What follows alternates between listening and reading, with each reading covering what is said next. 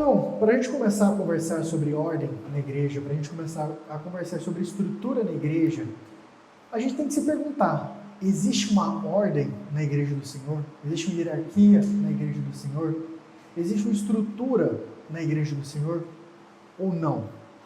Há simplesmente uma liberalidade, há uma estrutura de igreja em que não há hierarquia e um funcionamento hierárquico que não faria sentido dentro disso.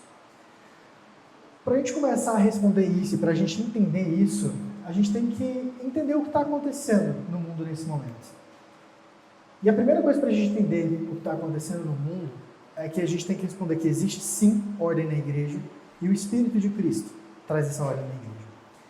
E o Espírito de Cristo trazendo ordem na igreja é algo extremamente necessário quando a gente compreende como a igreja tem se portado dentro de algumas seitas, dentro de alguns comportamentos que vão muito além daquilo que é exigido pelo texto bíblico ou confrontam aquilo que é estabelecido pela palavra de Deus.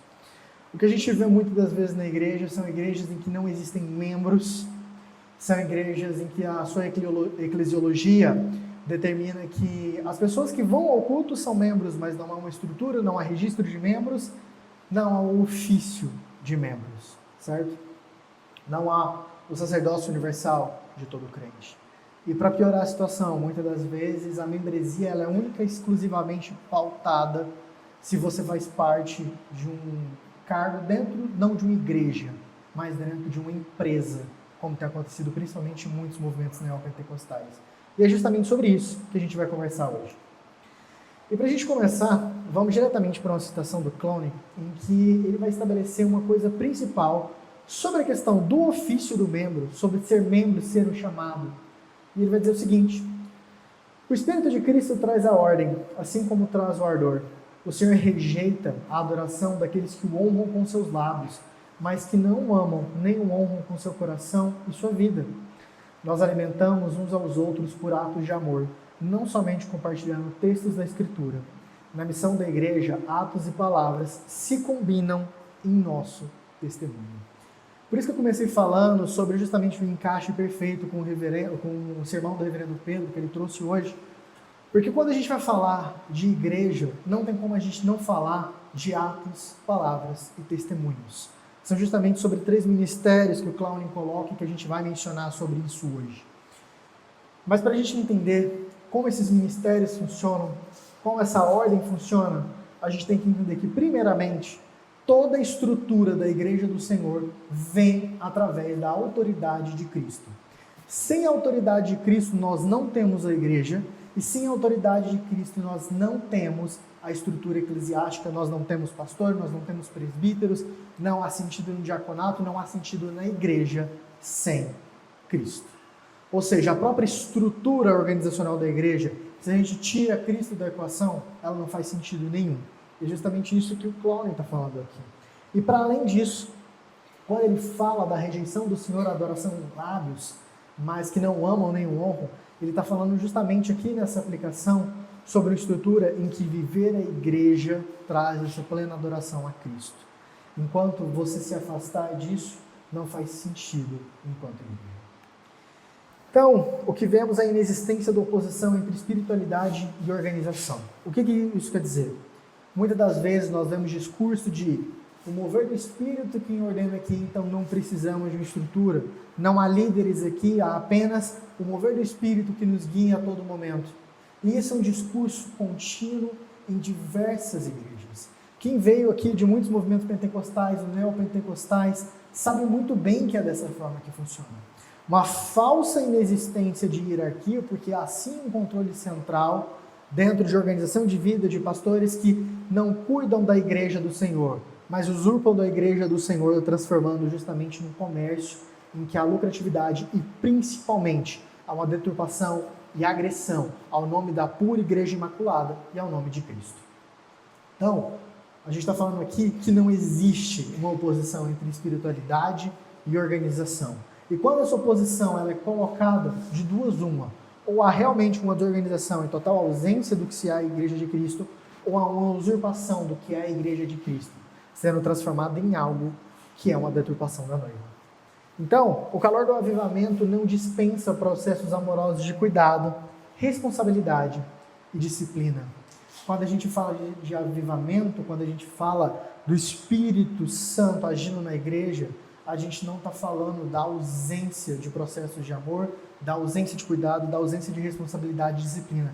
Pelo contrário, a existência de um processo eclesiástico de disciplina é exatamente a evidência da atuação do Espírito na igreja.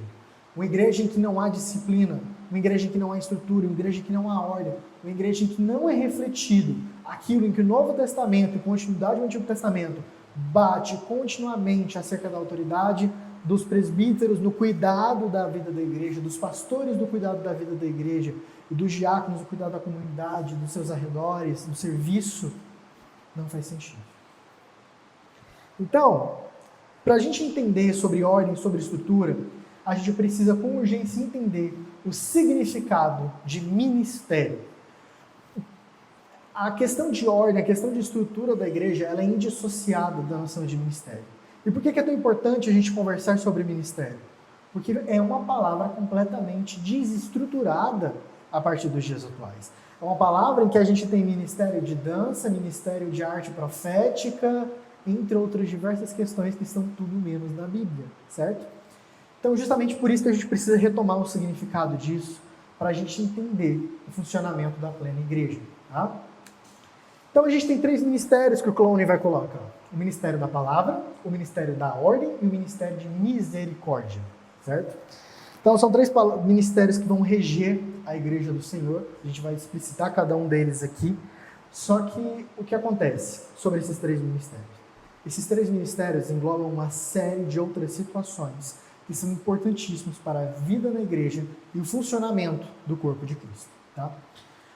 E o Clowney, ele deixa algo bem claro no livro, e se a gente pega diversos outros livros de eclesiologia, principalmente publicados pela Editora Cultura Cristã e no nosso meio reformado, a gente vai ver, e se a gente compara isso, e principalmente o texto bíblico, com o mundo contemporâneo, com o que é feito em outras igrejas, a gente vê uma problemática muito grande. Por quê?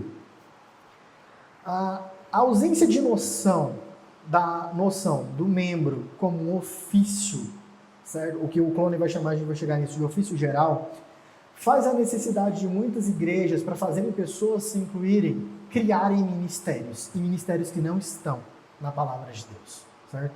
E é justamente o que eu falei para vocês, é onde pessoas são colocadas para dançar no momento do louvor, pessoas são colocadas para pintar quadros no momento da palavra, no momento do louvor, entre uma outra série de questões que estão muito mais alinhadas a uma experiência de um show dentro de uma igreja, uma experiência catártica, uma experiência que está muito mais estimulada à questão de sentidos do que propriamente se pregar, se viver e se falar da palavra de Cristo, certo? Então, vamos falar primeiramente aqui sobre a questão do ministério da palavra. É a palavra que nos chama à adoração, dirige-se a nós no culto, nos ensina como cultuar e nos capacita a louvar a Deus e a encorajar uns aos outros.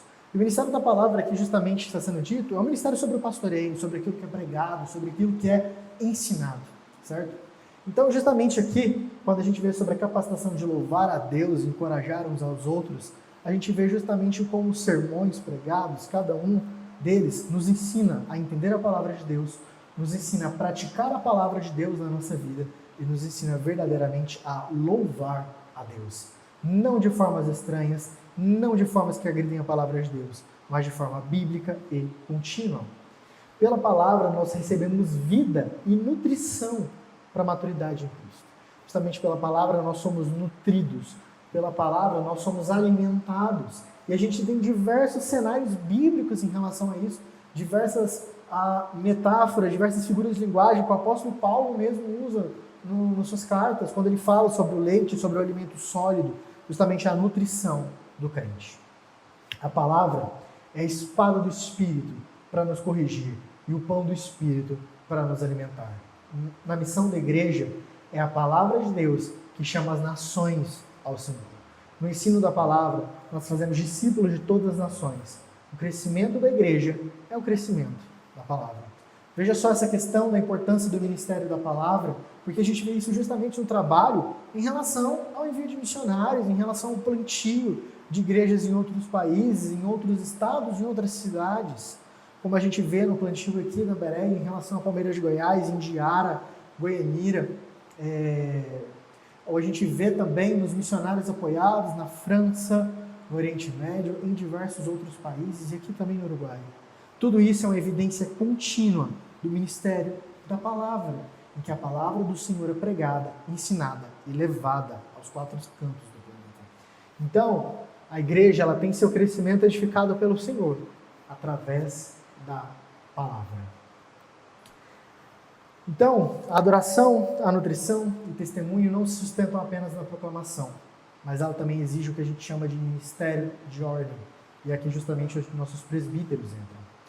Justamente esse ministério de ordem expressa o amor responsável entre os irmãos. Esse ministério de ordem, ele é justamente responsável não só pela administração, mas pelo cuidado, pelo aconselhamento junto ao ministério da palavra e principalmente pela questão da manutenção da igreja, no que tange ao cuidado com os membros, a entender a necessidade dos membros, a entender a necessidade de cada um dos irmãos da igreja. Essa é a noção justamente do ministério da ordem. A verdadeira disciplina da igreja se manifesta no amor que os cristãos mostram uns pelos outros, no encorajamento, no aconselhamento, perguntando como vai você e esperando uma resposta. Como o reverendo Pedro bem disse, não é dar a paz do Senhor e falar, nossa, agora somos amigos, mas é viver isso. É se preocupar com o seu irmão e questionar se está tudo bem, o que ele tem necessitado. Nos momentos de luto na nossa igreja, estar acompanhando aos irmãos lutados. Nos momentos de alegria, como gravidez, estar ao lado dos nossos irmãos. Em momentos de luto que cruzam esses dois, está sempre disponível, está sempre apto uns pelos outros. Não é simplesmente o cumprimentar de manhã, esquecer à tarde sequer o nome daquele irmão, mas é viver a igreja, é estar atento às necessidades do seu irmão todo o tempo. É saber que aquele irmão precisa de um acompanhamento, é saber que aquele irmão talvez não tenha uma carona, é saber que aquele irmão talvez não tenha o que comer naquele dia. Isso é expresso pelo Ministério da Ordem, mas esse ofício não fica restrito no que tange ao cuidado somente aos nossos presbíteros, mas aos nossos irmãos, a nós, a mim, a você. O funcionamento da igreja, o ministério de cuidado, esse ministério da ordem se expressa na figura, mas o ofício geral de todo crente se aplica a todo momento. E lembra que o Senhor rejeita a adoração daqueles que honram com seus lábios, mas que não o amam nem o honram no seu coração e na sua vida.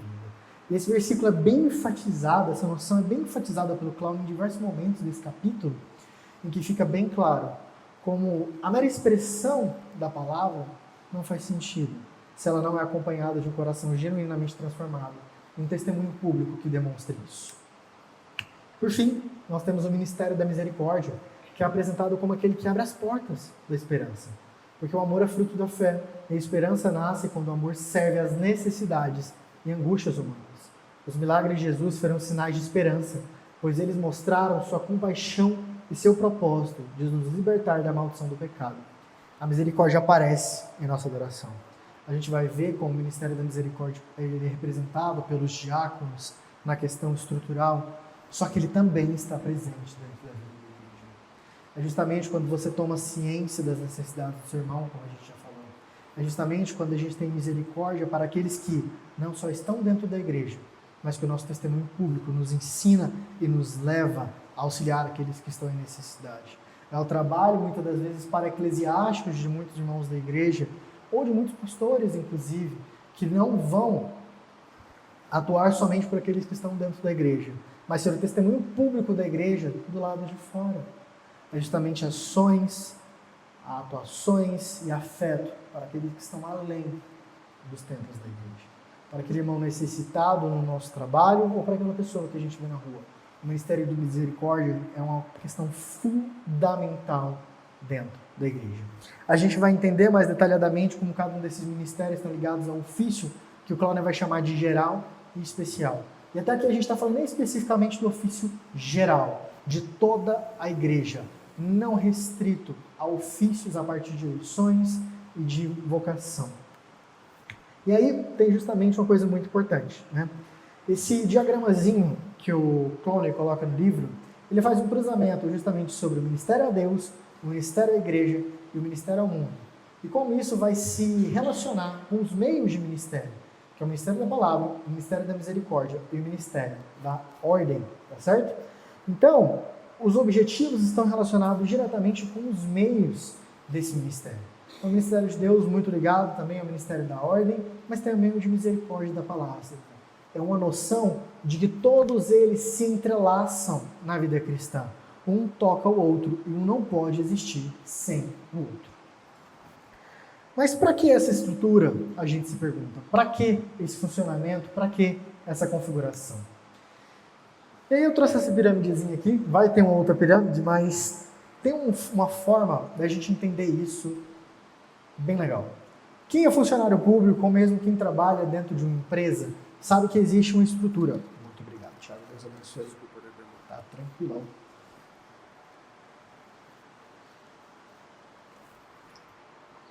Quem aqui trabalha dentro do serviço público ou trabalha dentro de uma empresa, sabe que existe uma hierarquia. Sabe que existe normas a serem cumpridas, regras a serem cumpridas e um estatuto a ser cumprido. E se você desobedece esse estatuto, se você quebra esses regimentos, você está atentando justamente contra a ordem desse trabalho. Está atentando contra a ordem dessa estrutura. Só que existem dois extremos muito importantes nisso que a gente precisa conversar. De um lado, se você quebra a todo momento essa estrutura, tudo aquilo que é normativo, tudo aquilo que deveria funcionar, deixa de funcionar.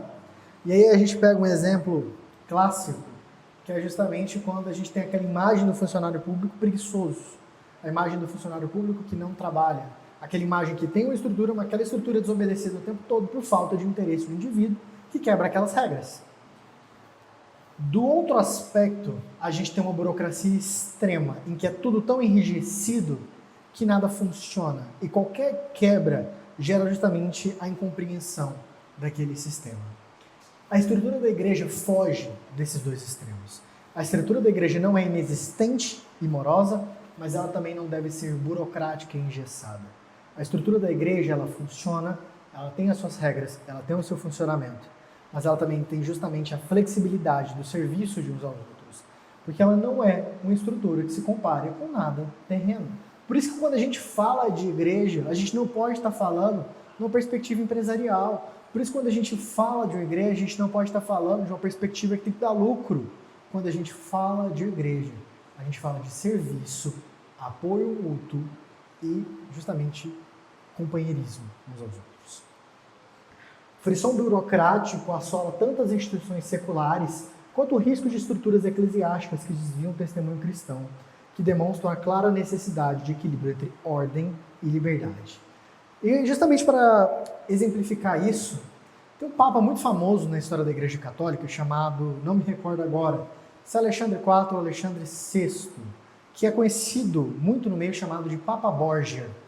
Ele vem no meio um pouco antes do Renascimento, em que ele é um papa muito famoso, justamente por perverter a estrutura da igreja e demonstrar como estruturas eclesiásticas podem ser dobradas a um autoritarismo quando Cristo não é o centro da igreja. Alexandre Borgia, Ricardo Borgia, na verdade, como era o nome desse papa, ele se preocupava muito com uma coisa, em beneficiar da sua própria família, em manter sua estrutura de poder e conseguir que a sua descendência continuasse no papado, garantindo benesses à sua família. Dito isso, ele é justamente conhecido como um papa em que todos os trabalhos sociais da Igreja Católica, que já era uma igreja completamente pervertida no período que a gente está falando, deixassem de existir, em que as indulgências fossem cada vez mais cobradas e que justamente a estrutura eclesiástica fosse pautada de uma forma em que não se importasse nenhum dos outros ministérios, em que não se importasse o serviço aos outros e que a igreja simplesmente não se importasse, mas simplesmente o poder pelo poder, o dinheiro pelo dinheiro, os benefícios pelos benefícios. E é justamente disso que a gente tem que correr nos nossos dias atuais. É justamente disso que a gente tem que passar longe quando a gente vê uma igreja dessa forma. Uma igreja que não é pautada no serviço mútuo, uma igreja que não tem Cristo como o Senhor da igreja, é uma igreja que é tudo menos igreja. Uma igreja que não tem Cristo como seu Senhor, nada mais é do que uma sinagoga de Satanás. Então, justamente quando a gente fala do senhorio de Cristo, a gente tem que entender sobre a autoridade eclesiástica. Cristo é o cabeça da igreja, seu domínio é único e incomparável. Então, mais uma vez a gente retoma isso. Cristo sempre será, e a igreja está fundamentada em seu senhorio. Toda liderança, portanto, é mordomia servil, subordinada ao senhorio salvador de Jesus e incapaz de modificar a sua palavra. E para a gente começar a entender sobre essa questão de liderança, como os ofícios que a gente vai conversar agora, essas lideranças que são lideranças eclesiásticas sobre a vida da igreja, elas estão pautadas na mordomia servil. Ou seja, a liderança, ela não é uma estrutura eclesiástica que está acima, no sentido de ser servida. E é aí que entra a diferença em relação a tudo que a gente tem no mundo. O serviço, a adoração, o meio de ofício dentro da igreja cristã, ele não recebe, mas ele serve. Os pastores não recebem, mas eles servem ao Senhor. Os pastores, eles não estão esperando receberem da comunidade de Cristo, mas eles servem a comunidade de Cristo, porque para isso eles foram ordenados. O microfone? Então, justamente toda liderança é uma mordomia, no sentido de ser um mordomo, de servir e não de receber. Os reformadores protestaram contra os abusos da autoridade na Igreja Católica Romana, porque os ensinos dessa dominação eram, em grande parte, contrários à Sagrada Escritura. Então veja bem, os reformadores já tinham essa plena noção dessa mordomia servil. A gente vê isso em Calvino, a gente vê isso no Martin Bucer, e a gente vê isso também dentro de Zwingli, e a gente vê isso no próprio Lutero. Essa noção de serviço como a base da estrutura. O moderno abuso do poder eclesiástico continua. Ele pode colocar sobre a igreja a atitude politicamente correta da sociedade secular, ou pode impor o controle total sobre os discípulos dominados. Mas a força da sociedade moderna toma a direção oposta. O que o Clowney vai falando nisso? E aí a gente aplicando para o nosso contexto contemporâneo. Quando a gente está conversando sobre isso, a gente tem esses exemplos históricos de abuso do poder na Igreja Católica, só que a gente tem isso nos dias modernos. De estruturas de igreja que abusam de fiéis, de forma eclesiástica, de formas até mesmo física, mas em diversos aspectos. A gente tem isso dentro de estruturas eclesiásticas neopentecostal, em que até o respirar do membro é considerado pela liderança, e se você desobedece, você está em desacordo da liderança, você é disciplinado porque você não concorda com quem o pastor fala que você deve ter um relacionamento, porque o pastor fala que você não deve ter essa amizade, portanto, se você tiver aquela amizade, você é automaticamente disciplinado, você é botado em disciplina, ou você muitas das vezes é expulso da igreja. No outro momento, temos igrejas inclusivas que abrem os braços a todos, não exigem arrependimento, não exigem mudança, mas que no fundo tudo aquilo é uma narrativa de manipulação para perpetuação de poder. Esse é o cenário da igreja no mundo moderno. Uma igreja que não está preocupada em honrar o nome de Cristo, uma igreja que não está preocupada em proclamar o nome de Cristo, mas uma igreja que está preocupada na proclamação do próprio nome. Então, nessas igrejas, o espírito do tempo se apossou delas. E são igrejas que não são servis. São igrejas que você não tem um amor uns pelos outros, que você não tem amizade de irmãos, em que você tem clubinhos fechados, em que você tem simplesmente adoração a si e a figura de um líder. Então, o governo da igreja ele é organizado para servir e não para dominar. O ofício da igreja é servir tanto a Deus quanto ao povo, certo? Não é de ser servido.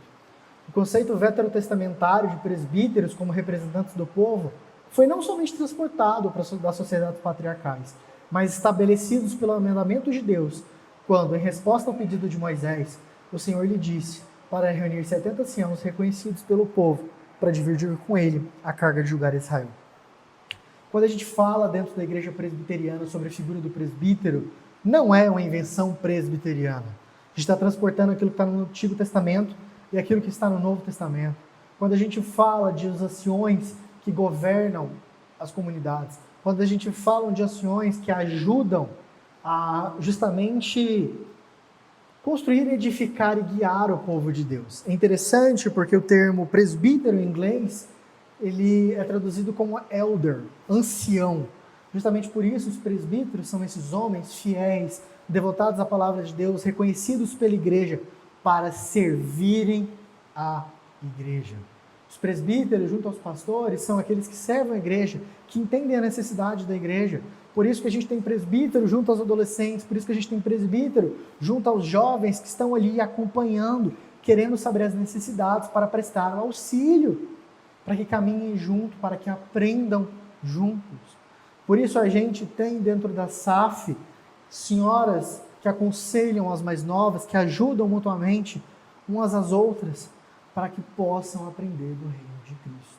Então veja só, quando a gente fala de estrutura eclesiástica, a gente não fala de alguém que está mandando o outro fazer aquilo. A gente fala de alguém que está servindo junto a ele, se colocando à disposição para cuidado e serviço. Então, quando a gente tem essa noção de o Senhor falando para Moisés, reunir 70 anciãos para dividir essa carga de julgar Israel, a gente vê isso em continuidade na nova igreja. Então agora a gente vai falar justamente sobre esse ofício da igreja, como esses ministérios trabalham dentro da igreja.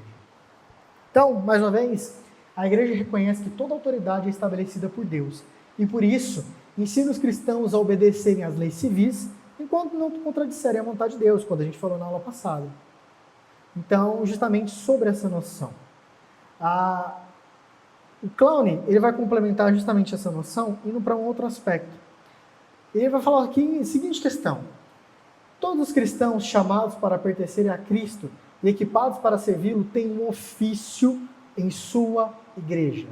Então, todos os cristãos, conforme o Clowney vai falar, eles têm um ofício. Esse ofício recebe reconhecimento público quando um crente faz sua pública profissão de fé e é recebido pela igreja. Então, veja só, os membros da igreja, eles têm um ofício de responsabilidade e serviço na igreja. Os votos feitos são a introdução em um ofício que os anjos desejavam, o chamado de Cristo para levar seu nome diante do mundo. Os dons específicos de um crente não precisam ser identificados, pois eles não precisam de reconhecimento público para serem eficazes. Sendo poucos ou muitos, eles têm sua função de adoração, nutrição e testemunho do corpo de Cristo. O que o Clowney está falando aqui? Que todos aqueles que professam a sua fé, todos aqueles que são membros da igreja, têm o seu ofício reconhecido. Muitas das vezes, o seu reconhecimento específico de ofício não é necessário. O reconhecimento do ofício de algum irmão em relação ao seu trabalho como engenheiro, em relação ao seu trabalho dentro do serviço social, dentro de hospitais, dentro de repartições públicas, dentro de empresa, não é necessário que a igreja reconheça especificamente a ele. Só que esse ofício em que ele exerce, ele justamente nutre também a igreja. Por isso que nós temos irmãos engenheiros aqui na igreja que servem a igreja. Nós temos irmãos professores que servem a igreja.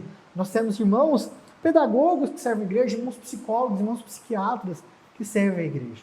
A igreja não precisa reconhecer esse dom publicamente, mas esse dom dado por Deus é reconhecido através do ofício geral desse servo. E aí, justamente para entender isso, a gente precisa entender a estrutura de ministério que o Clowney vai trazer. A gente tem a noção justamente do ofício geral, do ofício especial e de Cristo, o mediador. Tem uma razão justamente para Cristo estar separado dessa pirâmide. Como a gente já falou antes, existem o ministério da ordem, misericórdia, da palavra, e isso se traduz no ministério a Deus, no ministério à igreja e no ministério do mundo. Esse ofício geral, que ele está em todos os membros, ele se aplica justamente a todos aqueles que são membros da igreja.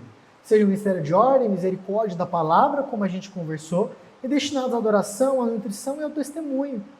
Só que existe o que a gente chama de autoridade no ministério, que é justamente esse ofício especial.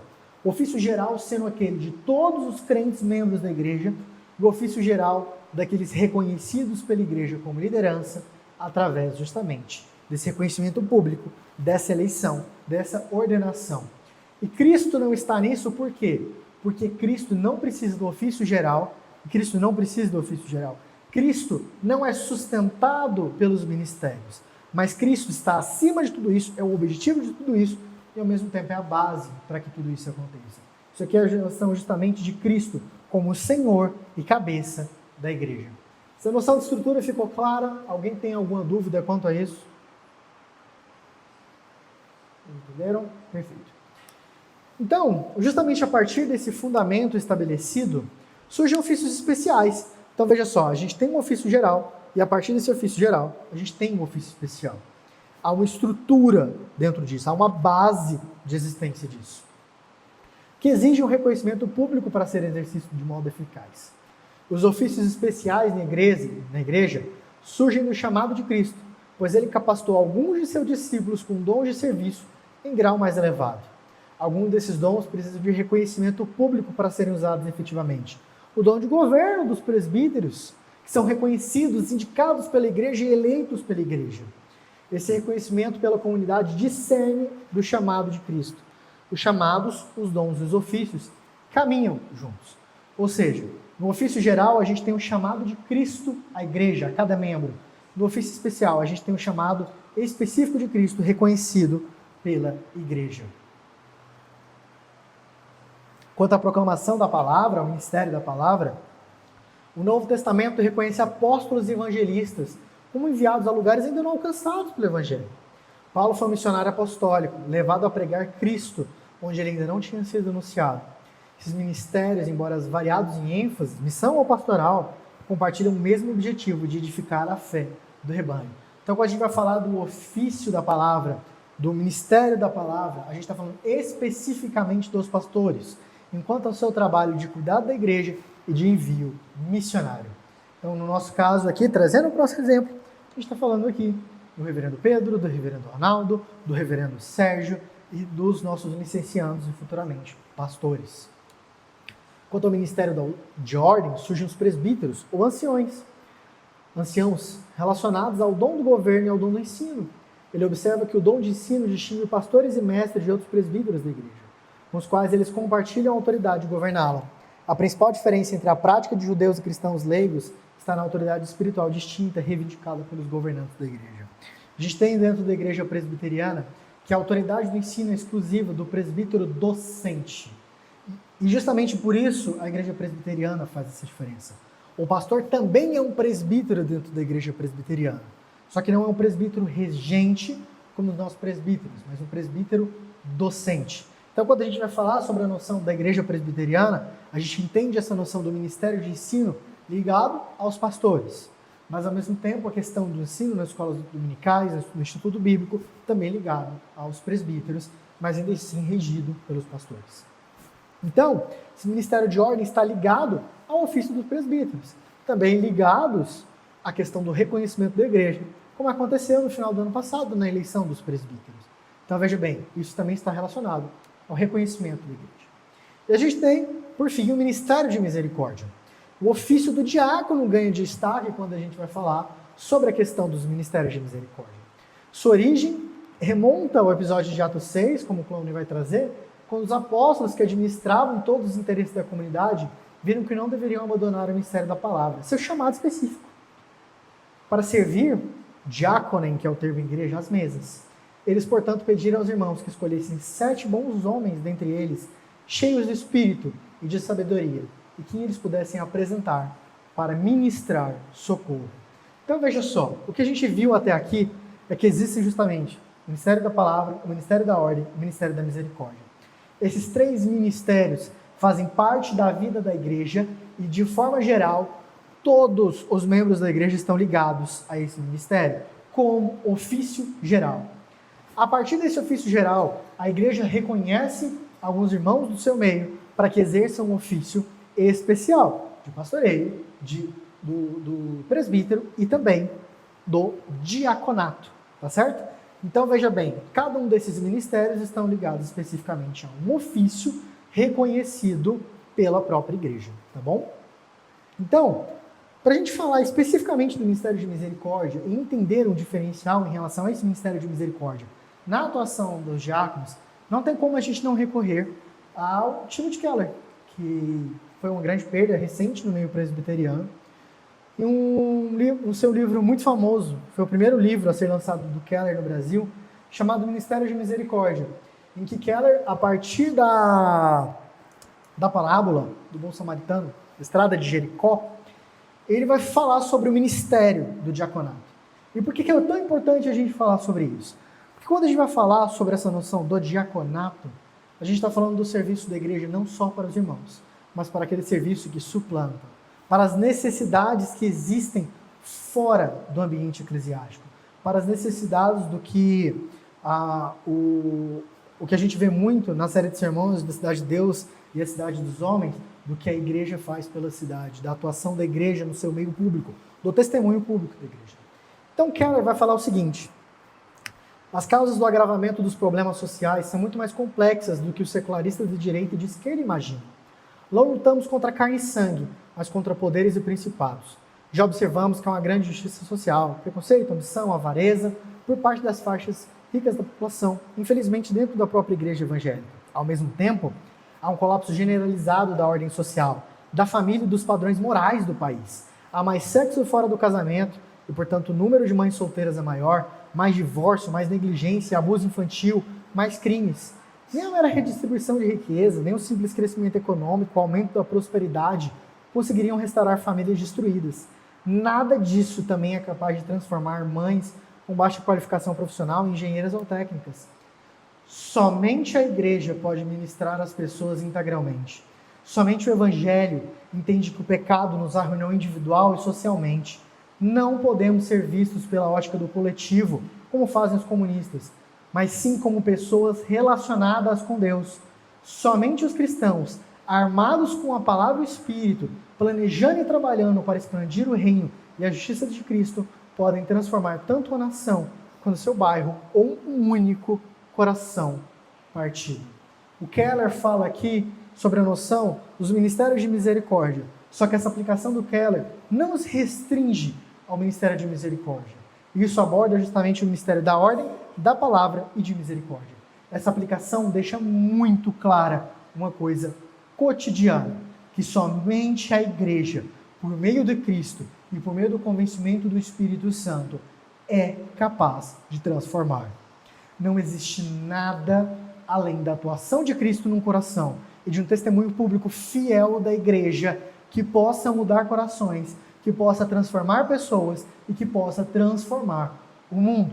O testemunho público da igreja, a vivência da igreja e justamente o serviço da igreja é a única coisa capaz de responder o mundo destruído, o mundo pecaminoso e o mundo que abandona cada vez mais aquilo que o cristianismo é. E de forma pior, o mundo que abraça cada vez mais um cristianismo moral falso.